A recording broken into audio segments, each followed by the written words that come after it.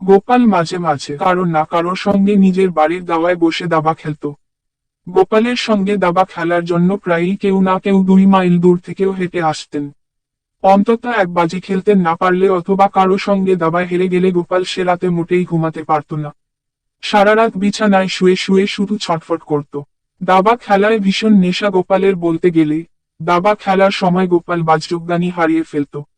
একদিন গোপাল দাবা খেলছিল, আর এক চাল দিলেই কিস্তিমাত হয় আর কি। এমন সময় বাড়ি থেকে একটা চাকর ছুটে এসে খবর দিলে, বাবু তাড়াতাড়ি বাড়ি চলুন, কর্তামাকে সাপে কামড়েছে। কর্তামা ভীষণ কষ্ট পাচ্ছেন, ডাক্তার আনতে হবে। গোপাল তখন দাবার নেশায় এমনই মত্ত যে চাল দিতে দিতে চাকরকে বললে, কাদের সাপ? কার হুকুমে কর্তামাকে কামড়াল? সাপটার বিরুদ্ধে রাজার দরবারে নালিশ ঠুকে দিয়ে এখনই ছুটে চলে যা, একটু পরেই আমি যাচ্ছি।